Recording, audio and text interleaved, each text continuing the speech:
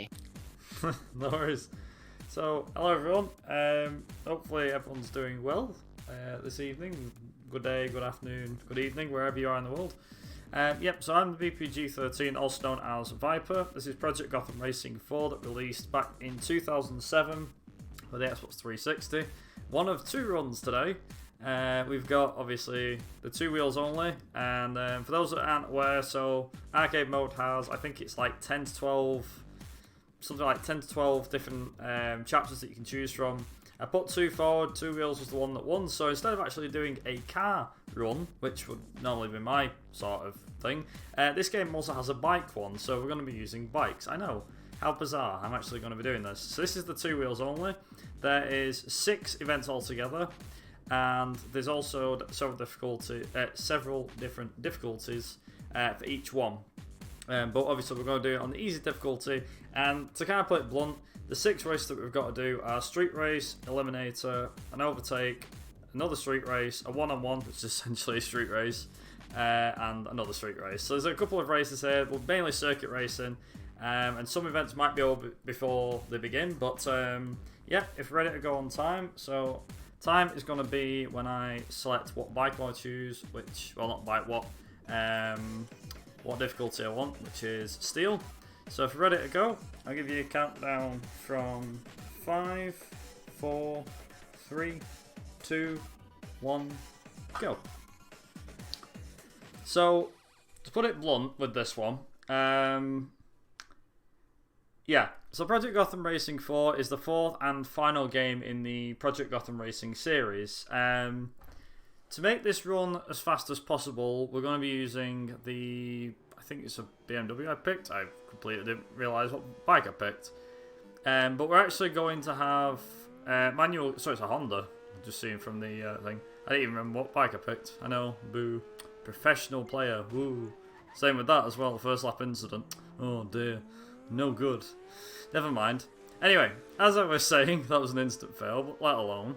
Let's kind of move past that.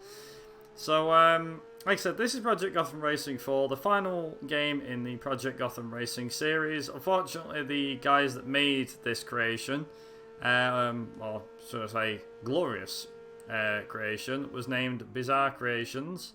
They were responsible for making the Project Gotham Racing series. Started with Metropolis Street Racer, released for the Sega Dreamcast back in the early 2000s, which climaxed with this game. And I will mention a few things, which is that, first of all, we have autosave turned off. This makes getting between events that little bit faster, and obviously because of the fact that, just like we had with this generation of consoles with the Xbox 360 and the PS3, you're actually able to install games to the console. I'm not sure if there was any other console that allowed you to do it before that, other than maybe PC. But, yeah, it's one of those things.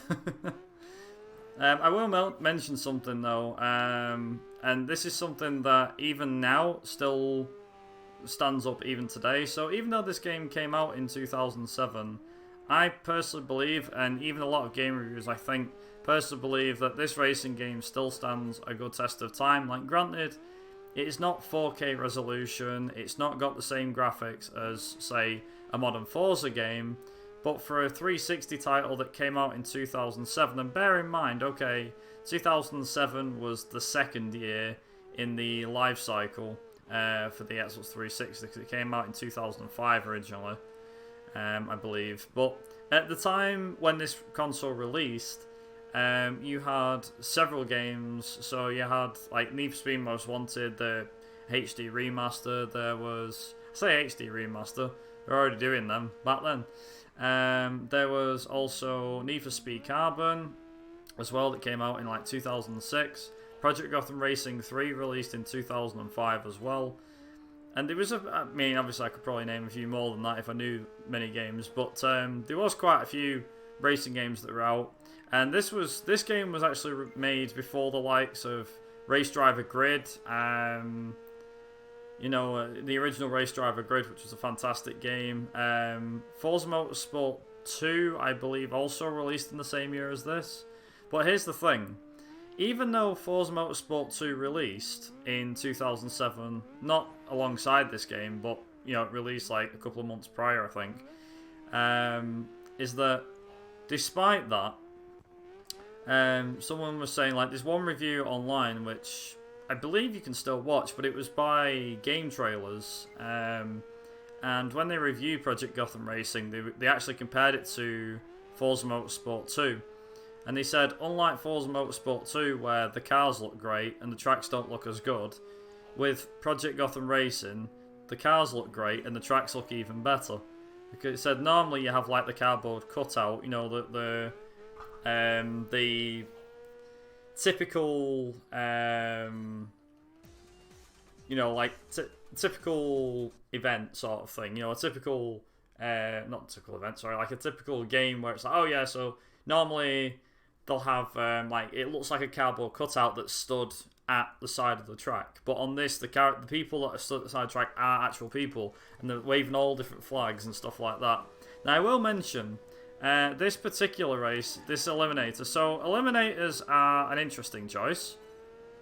So, in Eliminators, you have to win an event, you have to come first. Essentially, what this race is it is about 3.5 minutes or so, normally anyway, about 3.5 minutes of just riding up and down the track. So you're constantly racing through the track, and you just got to survive all the eliminations. Now, if you're fast enough, you don't even have to worry about anything else. Like, all I've got to do is drive a circuit for 3.5 minutes. So it's worth mentioning. Of course, as you can see, like, it does have some great weather effects. Like, that's not draw distance, by the way. I know what people are thinking, oh, it's got really bad draw distance, but no, it doesn't. That's just the weather, which is the fog. This game actually featured a lot of great weather features as well. So normally in a racing game, you get your typical, like, bright sunny day, a bit of cloud, a bit of rain, your typical stuff. But in this game, they actually had several. So they had, you can obviously drive in the wet. You could drive in the snow, so like you could have tracks that were full of ice, for example. When was the last time you could race the Nordschleife, which is a notorious track in Germany, the Nürburgring Nordschleife?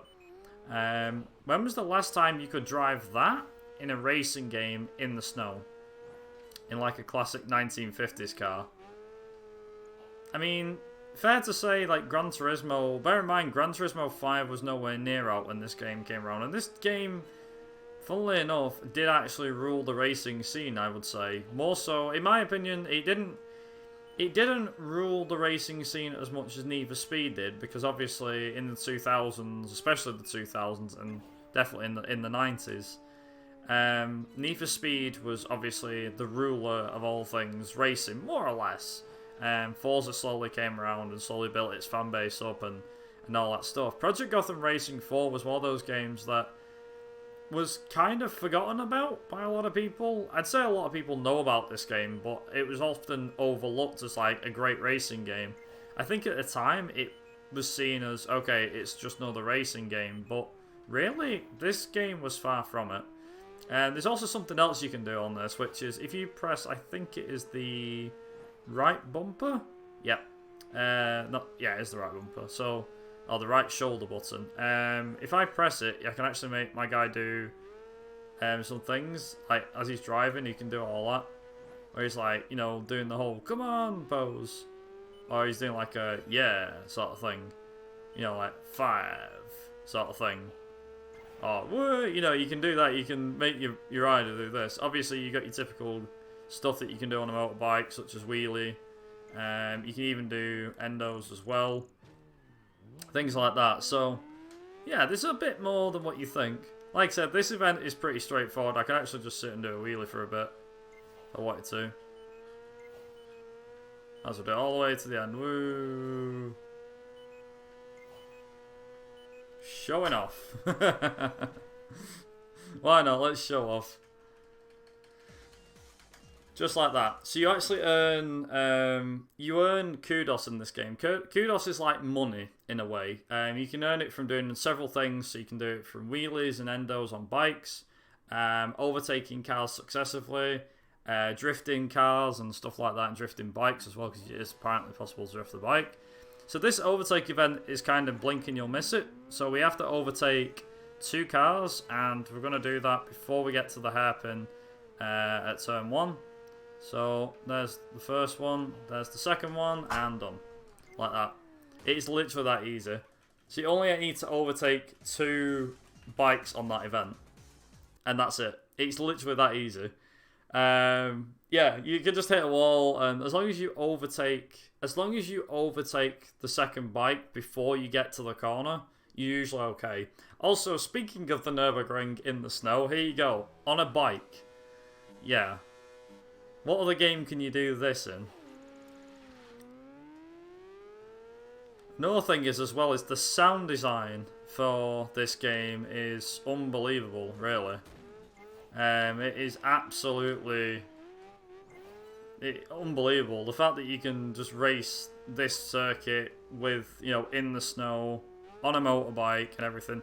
If you think that's impressive as well. So obviously, like most racing games, it does have different camera views. So you've got the outside of the bike, you've got the onboard view of it. So it's like an actual motorbike. Which I'll be honest, this view always scares me, but I always think it's a very cool view. I mean, if it's not like this in a bike game, are you even playing a bike game? So you got this view as well, which shows you behind the windscreen, which is, again, very cool. Like your typical one. I also just need to make sure I don't go off the track too much. Where's the track? There it is. You obviously got your typical outside view of the bike as well, as you might expect. You can use the what you call it? You can use the handbrake on a motorbike. You are allowed to do that. So the side views on the bikes, they do quite well, to be honest. Just I have to remember not to outbrake myself. I kind of can got some. Well, there's some games where I can play in first person. On a bike, on this game, not so much. But if it's in a car, it's actually a lot more fun to drive a car. Just be aware that driving a car at 200 miles an hour in a game is never a fun time. Unless you like the full simulation. The thing is with a game like this, as well, is... like most games, you may have noticed as well when I hit the wall, well, yeah, when I came off of my bike on the first race, so that at the top right corner it shows wasted, and wasted is basically during those 2 seconds that it counts down, you can't earn any kudos. So say you overtake someone or you drift or something like that, that kudos will not be counted because it won't. It basically puts you in like a puzzled state sort of thing. But yeah, and just like that, like I said, very straightforward, very easy. And I crossed the line somewhere. I don't know where the finish line is. There. And you lose your current combo. Yes, thank you, Duck, for pointing that out. So we've got 2 more races to go. So we have this B circuit, which is essentially like a 3-minute race. It's dead easy. Again, now in the arcade mode, normally, here's the thing. So in the arcade mode, there is, like I said, about 10, I think between 10 or 12 chapters altogether that you can do. And most of the chapters all allow both cars and bikes. However, in some chapters, i.e. this one and another, I think, there might be 2 others, you're only allowed to use either a car or a bike only. You can't use both on the event. So, to kind of make this game twice as long than it actually is, you can do, like, say for example, the first particular arcade chapter that you can do.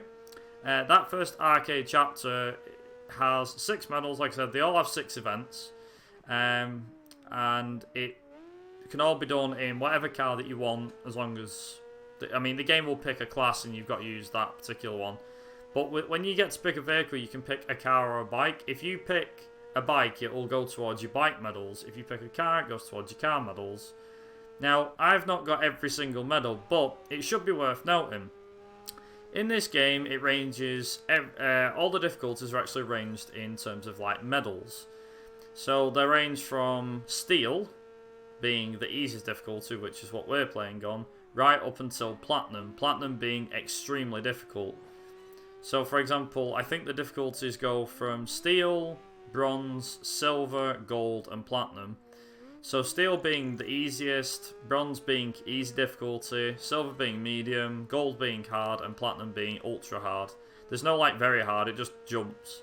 There's actually a series that you could have downloaded. I think you can still get them now, although I'm not 100% sure.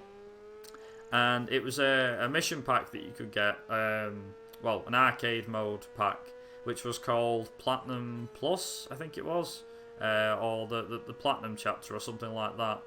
And basically what it was 12 events, so 6 cars, 6 bike, and all the difficulties were set at Platinum difficulty only. And yeah, it was just unbelievable at how difficult they actually was. I've managed to do like 1 or 2 of them in the past, like a long time ago, and I remember them being extremely difficult. I don't know if they'd be as difficult now, maybe they still will be, but yeah, when you get Platinum, you're in for a ride, trust me. It's like a case of, if you beat the game normally, you're like, oh okay, yeah, this game's pretty easy, and then you go to Platinum stuff, you're like, oh my god, this game's so difficult. And it can even be the same when you go from from Gold to Platinum. So, also we've just lapped the other guy that we're trying to beat. That's kind of how easy this is. In a 3-lap race, around a very tight circuit, we've actually lapped the other guy on the circuit. Poor guy. Didn't know what hit him. Yeah, very, very difficult. Like I said, though, the game itself stands out as quite a good thing. So, originally, like I said, this game has more than just the arcade mode. The arcade mode is the easiest for people to get into. And just to play through, just casually, as a casual player. There's a career mode, which is also quite fun to play through. In the career mode, you play through different categories depending on what rank you are. So I think when you start the career mode, you're rank 150. And you need to earn points to move up the ranks to get into first place. And the whole idea of the career mode is to be first.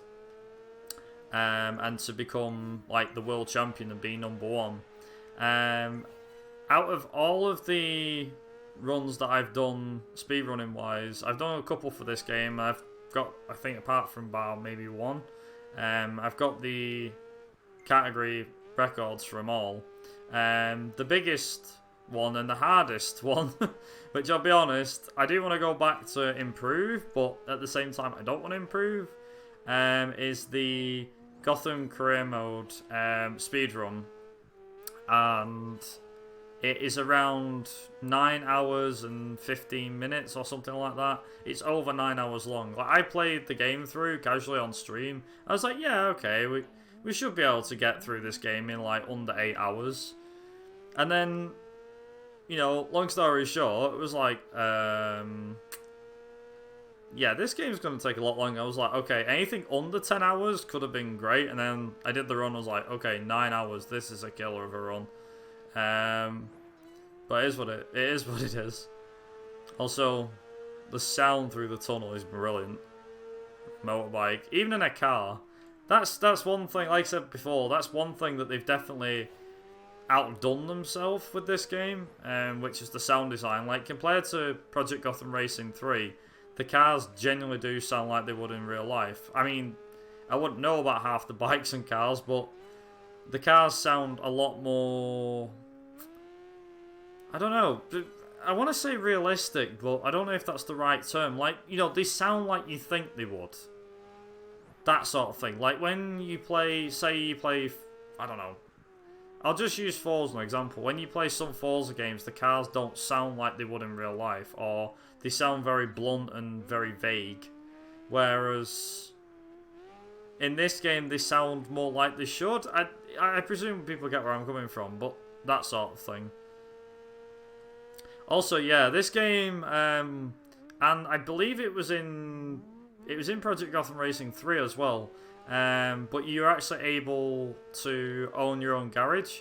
Also, time is coming up very shortly, so get ready on time. It'll be when I cross the line.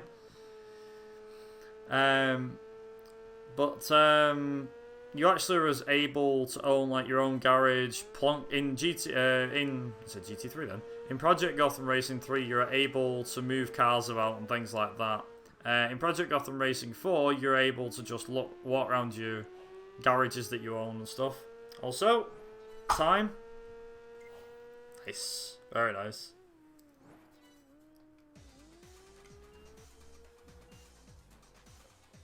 That's it. That's time.